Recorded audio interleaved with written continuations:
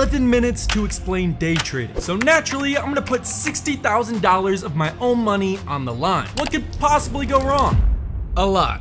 A lot can go wrong. Day trading is basically a game of patient people taking money from impatient people, but it's also a game of chance. To understand this game of chance, I'm personally putting $60,000 of my own money on one single trade using this exact strategy I'm about to share with you. Will my own strategy actually succeed, or will I lose $60,000 in the matter of seconds? Either way, I guess it's content. It's now Wednesday. I woke up at 7:30 a.m. today. I'm in Texas.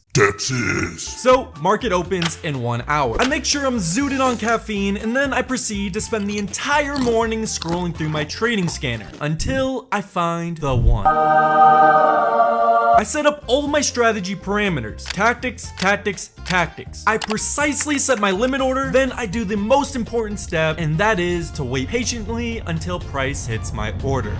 Holy f***, it just hit my order. Autofill, autofill, autofill, autofill, autofill. You see, day trading isn't easy money. I'm sure the only reason you're even watching this video right now is because you saw some rich TikToker talking from a helicopter about his Lamborghini that he got from trading stocks. Here in my garage, just bought this new Lamborghini here. Knowledge.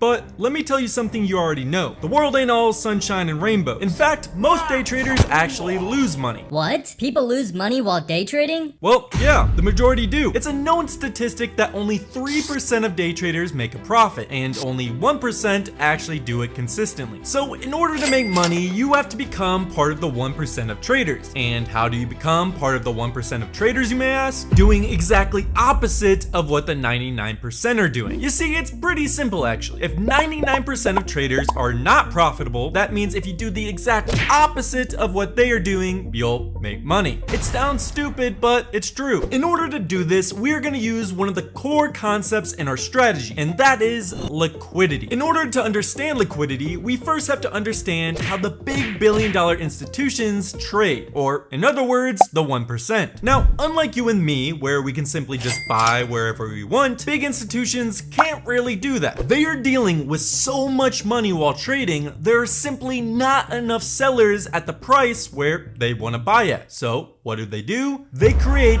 the sellers themselves. But how did they do that? By doing a little thing called manipulation. Have you ever seen this happen? Price is coming down to a recent low, a key support area. Now, what's happening at this low is very simple. Normal retail traders like you and me are seeing this as a key support and enter when price comes down to here, thinking the price will bounce up from the support, so where better to place your stop loss than right below this recent low. That's a pretty normal trade. As being the normal retail trader you are, you would assume if price crossed this low, it would be considered a downtrend, lose all of its momentum, and keep crashing downward. Now, the institutions own this stock already, but they want to buy more of it. But since they are trading with hundreds of millions of dollars, there is simply not enough sellers at this price for them to buy from. So they need to create the sellers themselves. So what they'll do is start selling their own shares to artificially drive the price down. They will make it seem like the stock is losing lots of momentum, crashing downwards, when in reality it's not, which other retail traders will see this and start selling as well, which in turn drives the price down even more. It will do this to the extent of passing this recent low, which will trigger all of these stop losses that we were talking about before. So now there are tons of people selling, trying to get rid of what they are holding, which means the institutions can now enter at the price they want since there are so many sellers. Price hits these stop losses, institutions buy a fuckload of shares, and price starts heading in the original direction it was meant to, making institutions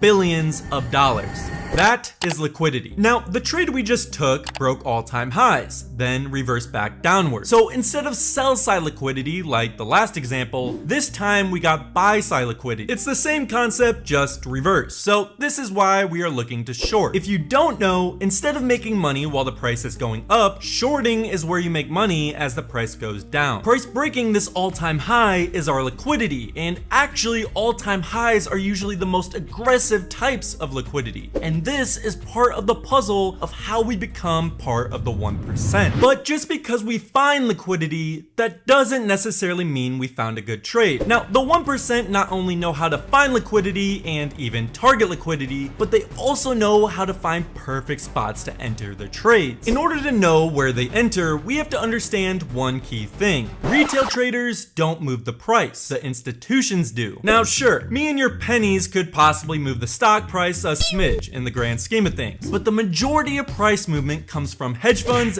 banks, and institutions. That's where the price really moves. We can find where they're entering by finding key levels of supply and demand. To do this, go to the 4-hour time frame. Find the start of a strong move. Mark the low to the high of the candle that started this move. This is your area of demand. You can do the exact same thing with areas of supply. Find a strong move downwards, find the first candle that started that move, mark the low and the high of that candle. This is your area of supply. The reason we are doing this is because we want to be entering where the big institutions are entering. And if price spiked up strong from this price, that means the institutions are probably entering here. So we would wait for price to come back down to this zone, enter here, where price is likely to spike up again, and we make all of the profit. So if we go back to our trade, we already grabbed the liquidity at the all-time highs. Next, we need to mark our area of supply. We mark the first candle that started the downwards move. This is our area of supply, and we must wait for price to enter into the zone again, and we enter our short trade. Now, just because we have liquidity and supply, that doesn't necessarily mean price will follow exactly what we think it'll do. You need another layer of confirmation, and that confirmation is a narrative. Now, narratives come in all shapes and sizes. It could be a sector that has a lot of potential, like AI. It could be good economic news, Trump makes another tweet, or it could be over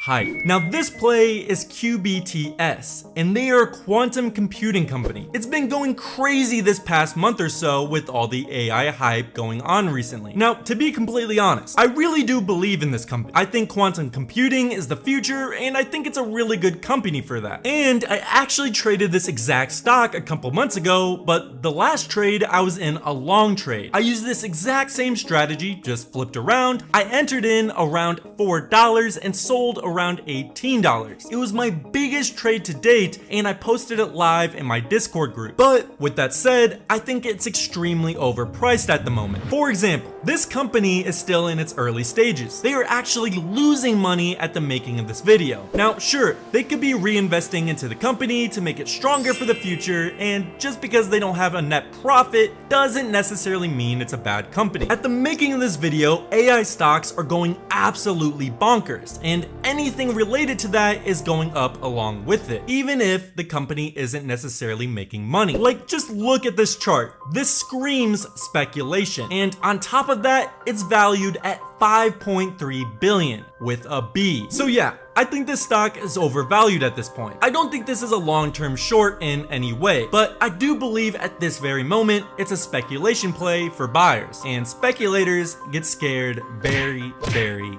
easily. And if buyers are freaking out as the chart goes down, that'll just add the momentum of the stock to plummet, which in return, our short trade makes money. So we found three main things: liquidity, an area of supply, then a narrative. So now that we know how I'm trading the stock, now is the time to put my money where my mouth is and enter into the short trade for $60,000. Here's the plan. Like I've stated, we were patient enough to not only find this play, but to get a liquidity grab in a key strong area of supply with this candle right here. As I'm editing this now, it's now Wednesday. Price just entered into our area of supply, so we can finally enter into this trade. To be completely honest, I'm kind of nervous. This is definitely a more volatile stock, meaning when it goes up and down, it goes up and down a lot. But I'm gonna stick with the ideal facts and play the game of probabilities and enter into this trade with 60 grand. We're gonna set our stop loss above these highs. Our entry price was $19.13, so if price decides to go up from here, we'll lose around 7%, which is roughly around $4,200. I could buy a lot of cool things with $4,200. But if this trade goes in the other direction, we'll play it safe and are gonna sell 50% of our position at this area of demand right here. And we'll sell the other 50% of our position if price breaks these lows and targets these previous highs. If price hits our first target, we'll make around 24%, And if we're selling only 50% of our shares at this point, we'll make around $7,500. If price goes all the way down to our second take profit, we'll make an additional $9,000. So if this trade plays out correctly, we can make a total of $16,500 in one single trade. Let's see